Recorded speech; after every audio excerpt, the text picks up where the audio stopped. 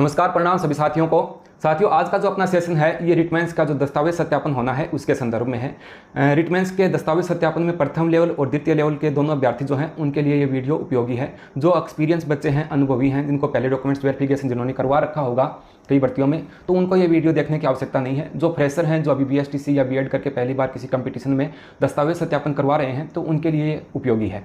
देखो, कई प्रकार के कमेंट्स आए हुए थे, उन कमेंट्स को मैं साथ लेने वाला हूं, क्योंकि क्या पता एक बच्चे की जो समस्या है वो अन्य बच्चों के भी हो, तो एक कमेंट के माध्यम से, एक सवाल के माध्यम से कई बच्चों को यहाँ पर लाभ मिले या उनके लिए हितकारी हो सकता है। तो अपने आज के सेशन में जैसे जाति प्रमाण पत्र नया चलेगा या पुराने वाला जो है वो काम में आ जाएगा, आय प्रमाण पत्र किसके नाम का होना चाहिए, पुराना या नया, इस पर भी अपने चर्चा करेंगे। करेक्टेड सर्टिफिकेट की भी बात कमेंट्स में कहीं ना कहीं हो रही थी, प्रोविजनल डिग्री जो है उस पर भी अपने चर्चा करेंगे, और मैरिज सर्टिफिकेट जो है उस पर भी चर्चा करेंगे। साथ ही मैं आप लोगों के साथ साझा करूंगा जब मैं जॉब लगा उसमें कौन से मैंने काम मिले थे, वो स्क्रीन पर आप लोगों को दिखाऊंगा।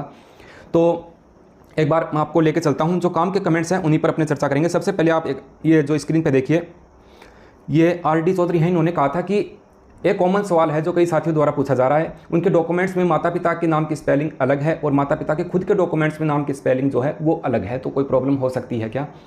तो देखो, मैं आप लोगों को बताऊं, अगर अपने खुद के डॉक्यूमेंट्स में माता पिता के नाम सभी में समान है, जैसे 10वीं की मार्कशीट में जो माता पिता का नाम है उसकी स्पेलिंग सही है, वही अपनी 12वीं की मार्कशीट में होनी चाहिए, वही बीए में होनी चाहिए।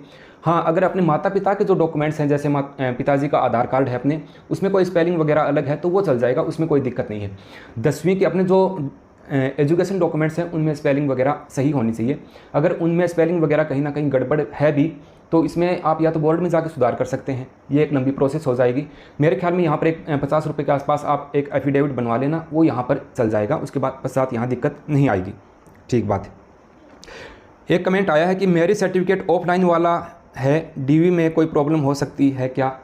तो देखो, मैरिज सर्टिफिकेट पुराने जो अभ्यर्थी हैं उनके तो लगभग के वो ऑफलाइन वाला ही बना होता है, वो चल जाएगा, वो उसका भी रिकॉर्ड होता है, तो वो उसमें कोई दिक्कत नहीं है। फिर भी आप चाहो कि नया बनवाना चाहते हैं तो उसको आप रीन्यू करवा करके ऑनलाइन भी आप करवा सकते हो, तो इसमें कोई बड़ा इश्यू नहीं बनता है। ठीक है, जो काम के हैं कमेंट्स उन पर को मैं ले रहा हूँ। ओबीसी का पुराना चलेगा क्या जाति प्रमाण पत्र?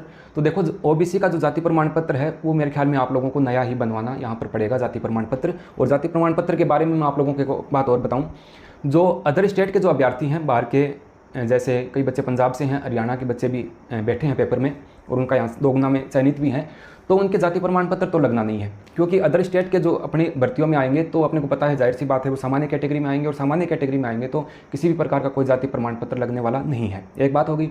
दूसरी बात, जाति प्रमाण पत्र जिन बच्चों को नहीं पता है मैं बता दूँ, पिता के नाम का ही बनेगा। पीछे रूल आ गया था, ये रूल्स है कि पिता के नाम का ही जाति प्रमाण पत्र बनेगा, क्योंकि अब अदर कास्ट में भी शादियाँ होती हैं, जैसे कोई एससी की लड़की है और ओबीसी कोई लड़की है और एससी कैटेगरी का कोई लड़का है, उससे शादी हो गई, तो वो वहाँ जाकर पति के नाम का जाति प्रमाण पत्र बनवाती है, तो वो वैध नहीं होगा, वो नहीं माना जाएगा। जाति प्रमाण पत्र पिता के नाम से ही आप लोगों को वहाँ पर बनाना है। आप लोगों को ये बात पता भी है। हाँ, देखो, एक कमेंट और आया है, सर ओमार में ऊपर वाले बॉक्स में रोल नंबर का गोले सही नहीं भरे गए, लेकिन एक रो में डबल गोला भरा गया और फिर थोड़ा नाखून से भी खुरेचा, लेकिन थोड़ा दिख रहा था। RSSB बोर्ड 5 नंबर काटेगा क्या? देखो, ये अगर आपका कोई गोला काला हो गया या गलती से गलत भरा गया और थोड़ा बहुत दिख भी रहा है, तो थोड़े बहुत को जो ओमार सीट को कंप्यूटर चेक करते हैं तो उसको थोड़े गोले को वो नहीं उठाते हैं, जब तक पूरा ब्लैक नहीं होता तब तक उसको उठाएंगे नहीं वो। तो यहाँ पर मेरे ख्याल में कोई बड़ा इशू नहीं है, किसी प्रकार के कोई 5 नंबर यहाँ पर नहीं कटने वाले हैं। ये 5 नंबर काटना, 2 नंबर काटना, ये बहुत ज़्यादा गड़बड़ होती है, उस समय इन चीज़ों को काटा जाता है। जैसे आप रो नंबर बिल्कुल ही गलत भर के आ गए, 2 के नीचे भी गोला काला कर रखा है, 3 के नीचे भी कर रखा है, 2 गोले आपने काले कर दिए, तो ऐसी स्थिति में नंबर वगैरह कुछ काटे जा सकते हैं। बाकी आपने जिस हिसाब से बता रखा है तो यहाँ तो ऐसी कोई प्रॉब्लम मेरे ख्याल में आने वाली नहीं है। एक कमेंट है कि सर मेरा SST में हुआ है, पर जब फॉर्म लगाया तो मैंने अनमेरिड किया। दिसंबर में फॉर्म डेट थी, पर 12 फरवरी को मेरी शादी हो गई। मैंने मैरिज सर्टिफिकेट बनवा लिया, अब मैरिड दिखाऊं या अनमेरिड? ये पूछना चाहते हैं कि भाई जब फॉर्म अप्लाई किया उस समय इनकी शादी नहीं हुई थी, बाद में शादी हो गई, उस समय अनमेरिड कॉलम भरा हुआ था, अब मैरिड दिखाएं या नहीं दिखाएं? बात इनका जो सवाल है वो सही है। देखो इसमें ये है, जब अपने डॉक्यूमेंट्स वेरिफिकेशन होगा तो जो बच्चे अनुभवी उनको पता है कि वहाँ पर अपने कोई स्क्रूटनी फॉर्म भरना होता है। उस फॉर्म में एक कॉलम आएगा विवाहित और अविवाहित का, तो वहाँ पर आप विवाहित का कॉलम अब टिक कर सकते हैं। साथ ही शादी का कोई कार्ड हो तो वो आप अपने साथ जब दस्तावेज सत्यापन करने जाओ तो उस समय रख भी लेना। और अब आप जो मैरिज सर्टिफिकेट बन गया तो अभी आप जो स्क्रूटनी फॉर्म भरा जाएगा उसमें मैरिड टिक करके और जब दस्तावेज सत्यापन हो वहाँ अपना मैरिज सर्टिफिकेट प्रस्तुत कर देना। किसी भी प्रकार की कोई प्रॉब्लम यहाँ नहीं आने वाली है। ठीक है, इसका जवाब मैंने पहले दे भी दिया था। एक बच्चे का रीनू सिंह है, सर डीएलएड की एडमिशन डेट का सर्टिफिकेट फॉर्मेट क्या होगा? अगर एफिडेविट जैसे लिखकर कॉलेज पर प्रिंसिपल के सिग्नेचर करवा ले तो मान्य होगा क्या? तो देखो अपने जहाँ पर अपने अंतिम संस्था है या फिर जहाँ यहाँ तो शायद मेरे ख्याल में एडमिशन की बात हो रही है बीएड और एसटीसी वालों के, तो वहाँ पर अपने को कोई भी परफॉर्मा लेके नहीं जाना। ये अपने जब फॉर्म अप्लाई किया उस समय भी एडमिशन की डेट मांगी गई थी, तो आप लोगों को वहाँ पर जा करके पुनः अगर अब मेरे ख्याल में दस्तावेज सत्यापन के समय ऐसा कुछ मांगेंगे नहीं, मांग भी लें फिर भी आप ले जाना। तो ये संबंधित जो आपकी कॉलेज है उसमें आप जाइए, उनके पास कॉलेज के जो प्रभारी होते हैं, जो प्रिंसिपल वगैरह हैं, वहाँ पर वो इस चीज़ का परफॉर्मा रखते हैं या वो सादे कागज़ पे आपको डेट मेंशन करके नीचे अपनी मोहर लगा करके सिग्नेचर करके दे देंगे। तो किसी प्रकार का कोई परफॉर्मा आपको वहाँ लेकर नहीं जाना, ये समय कॉलेज वाले आपको उपलब्ध करवा देंगे। ठीक है। हाँ सर, मेरे बीएड 2017 में हुई तब कॉलेज से करेक्टर सर्टिफिकेट दिया, वो चलेगा या वापस बनवाना पड़ेगा?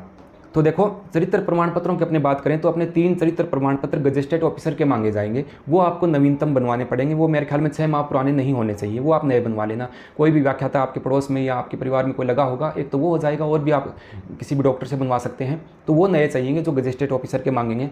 अंतिम संस्था का जो चरित्र प्रमाण पत्र मांगते हैं वो आपने 2017 में ले लिया तो वो भी चल जाएगा। ठीक है, फिर भी आप कॉलेज में जाके पूछना चाहो वो दोबारा बना के दे सकते हैं, तो आप लोग बनवा लेना संभव हो तो। बाकी नहीं भी बनता है तो वो पुराने वाला आपका यहाँ पर चल जाएगा। कमेंट्स, सर एड्रेस कैसे चेंज करवाऊँ प्लीज़ सर रिप्लाई। बर्थ तो राजस्थान में हुआ है लेकिन मेरी शादी पंजाब में हुई है, तो मैंने रिटमेंस के फॉर्म में राजस्थान का एड्रेस दे दिया था और पहले रिट में जो पंजाब का एड्रेस है और मूल निवास और मैरिज सर्टिफिकेट भी पंजाब का एड्रेस दिया हुआ है। कहने का मतलब ये है कि इनका जो पहले एड्रेस था वो राजस्थान का था, उसके पश्चात पंजाब में शादी होने के पश्चात ये कह रहे हैं कि मूल निवास वहाँ का है। ठीक है, और मैरिज सर्टिफिकेट में जो एड्रेस है वो भी वहाँ का है। तो मैं आप लोगों को बताऊँ, यहाँ पर अगर अदर स्टेट की बात आती है तो दस्तावेज सत्यापन के समय जो स्क्रूटनी फॉर्म भरा जाएगा उसमें एड्रेस का कॉलम 2 बार आता है। ठीक है, स्क्रूटनी फॉर्म मैंने 2018 में डॉक्यूमेंट्स वेरिफिकेशन सेकंड ग्रेड में करवाया था। उस समय तो इस प्रकार का डॉक्यूमेंट्स था जो आप स्क्रीन पे देख रहे हो, डॉक्यूमेंट्स क्या जो स्क्रूटनी फॉर्म इस प्रकार का होता था, और अब अपने ऑनलाइन भर के फिर जमा करवाने पड़ते हैं। तो वहाँ पर आप ऐसा करना, वहाँ पर जो आपका मूल निवास में एड्रेस है वो वहाँ पर फिल कर देना, कोई दिक्कत नहीं आएगी। साथ ही मैरिज सर्टिफिकेट लगा देना, क्योंकि अब आपका एड्रेस वही माना जाएगा जहाँ से आपका मूल निवास बना हुआ है। ठीक, और कोई ऐसा प्रश्न है तो मैं आप लोगों को बताऊँगा। सर मेरे ओबीसी सर्टिफिकेट अप्लाई करने के बाद का है और अप्लाई करने से पहले मैं उस कैटेगरी में नहीं था, प्लीज़ इसका कुछ सॉल्यूशन बताएं। तो ये मेरे ख्याल में कहना चाहते हैं कि ओबीसी सर्टिफिकेट अप्लाई करने की डेट के बाद बना है। ठीक है, तो इसमें देखो पहली बात ये आती है कि जब आपने फॉर्म अप्लाई किया तो उस समय आपने कौन सी कैटेगरी के कॉलम में चूज़ किया था या कौन सी कैटेगरी से फॉर्म भरा था। अगर आपने उस समय सामान्य कैटेगरी से फॉर्म भरा है तो यहाँ पर आपको जाति प्रमाण पत्र की आवश्यकता मेरे ख्याल में नहीं पड़ेगी। अगर आपने उस समय ओबीसी में भरा है फॉर्म तो अभी आप ओबीसी का सर्टिफिकेट जो है वो आपको बनवाना पड़ेगा। तो ये वो चीज़ मायने रखती है, जब आपने मैन जो फॉर्म भरा गया था उसमें आपने किस कैटेगरी से फॉर्म अप्लाई किया है, अंत तक उसी कैटेगरी के हिसाब से अपनी कट ऑफ वगैरह या मेरिट वगैरह बनती आएगी। ठीक है, सर मेरे मूल निवास में मीना और जाति प्रमाण पत्र में मीना है, एनी प्रॉब्लम? तो देखो मूल निवास में मीना है और जाति प्रमाण पत्र में ये है, तो इसमें कोई दिक्कत वाली बात नहीं है। इसमें आपको एक एफिडेविट लिखवा करके लगा लेना कि ये कोई कारणवश ऐसा लिखा गया और इसके लिए मैं ये शपथ पत्र यहाँ पर लगाता हूँ। ठीक है, आगे चलते हैं। कोई अच्छा कमेंट है तो बताने के लायक होगा तो मैं उस पर भी चर्चा करूँगा। सर मेरा मूल निवास प्रमाण पत्र फॉर्म भरने के बाद का है, कोई प्रॉब्लम तो नहीं होगी सर? मूल निवास प्रमाण पत्र की बात हो रही है, हाँ ये बात करना ज़रूरी है। देखो मूल निवास प्रमाण पत्र जो कैंडिडेट पहले का बनवा रखा है, जो पुराने वाला फॉर्मेट आता था, तो वो चल जाएगा। मूल निवास प्रमाण पत्र जो है वो आपका चल जाएगा। फिर भी हाल फिलहाल जो भर्तियां हैं मैंने देखा है उसमें तो उसमें जो डिजिटल, ये आप स्क्रीन पे देख रहे हो, डिजिटल मूल निवास प्रमाण पत्र मांगते हैं। तो संभव हो तो आप लोग ये प्रमाण पत्र जो है नए वाला डिजिटल सिग्नेचर वाला ये आप लोग बनवा लेना। आप स्क्रीन पे देख रहे हो इस प्रकार का जो चिन्ह लगा हुआ, टिक लगा हुआ आता है। अब वर्तमान में ये अधिकतर मांगते हैं, क्योंकि थोड़ा पैटर्न अलग होता है। आरपीएससी में मैंने डॉक्यूमेंट्स वेरिफिकेशन करवाया 2018 में, तब उस समय उन्होंने नहीं मांगा था ऐसा। और कुछ बच्चे जो कोचिंग के थे वो वीडियो वगैरह पटवारी में करवा के आए, तो वहाँ पर उन्होंने 2 प्रकार से मांगे थे। कई बच्चों को कहा कि पुराने वाला लेके आओ, कई बच्चों को ये भी कह दिया, पंचायती राज विभाग ने वहाँ पर डॉक्यूमेंट्स वेरिफिकेशन किया था कि नए वाला मूल निवास है वो चलेगा, पुराना नहीं चलेगा। तो संभव हो तो आप दोनों प्रमाण पत्र यहाँ पर बनवा लेना। हाँ गुरुदेव, मेरे लेवल फर्स्ट की 2 मार्कशीट हैं, एक तो फर्स्ट ईयर पर नोट वाली और एक अभी पास वाली, दोनों में से कौन सी लगाऊं मैं, बताएं आप।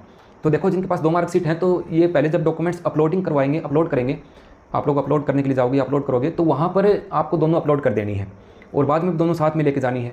वहाँ पर आप डॉक्यूमेंट्स के लिए जाओगे तो क्या क्या चीज़ें किस हिसाब से लगानी है, वहाँ पर एक परफॉर्मा चिपका होगा, उसमें मेंशन किया होगा कि दोनों मार्कशीटें। मेरे ख्याल में अगर दोनों ईयर की एक मार्कशीट है तो वो वहाँ पर फिल कर देना, फिर भी साथ ले जाना दोनों, क्या पता दोनों मांगे तो उपलब्ध हो तो अच्छी बात यहाँ पर होती है। ठीक है, उसके अलावा कुछ चीज़ें और हैं। प्रोविजनल डिग्री की बात करता हूँ, ये स्क्रीन पे मैंने मेरे डॉक्यूमेंट्स आपको मैं दिखा रहा हूँ। जिन बच्चों के ओरिजिनल जो डिग्री नहीं मिली है या ले नहीं पाए हैं तो प्रोविजनल डिग्री यहाँ पर चल जाएगी। इस प्रकार से प्रोविजनल डिग्री, ये एमए फाइनल की राजस्थानी भाषा की मैं मेरी दिखा रहा हूँ आपको, तो इस प्रकार से प्रोविजनल डिग्री आप लोगों की यहाँ पर चल जाएगी, ये आप ले जा सकते हो। ठीक है, तो यहाँ पर अपनी बात हो गई मूल निवास से संबंधित, जाति प्रमाण पत्र से संबंधित और चरित्र प्रमाण पत्र और या जो एडमिशन की डेट वगैरह है उसके संदर्भ में मैंने आप लोगों को बता दिया है। कोई भी त्रुटि रह गई हो, कोई जानकारी आप पूछना चाहो तो कमेंट करके पूछ सकते हो। स्क्रीन पे मेरे नंबर है, इन पर आप मैसेज करके भी पूछ सकते हो। ठीक है, मैं जॉब लगाता हूँ, मैंने तो यही डॉक्यूमेंट्स इस प्रकार से काम में लिए थे जैसा मैंने आप लोगों को बताया है। तो किसी प्रकार की कोई त्रुटि रह गई हो तो आप कमेंट करके मेरे को बता देना। बाकी आज के लिए इतना ही, मिलेंगे किसी नेक्स्ट सेशन में, तब तक के लिए नमस्कार।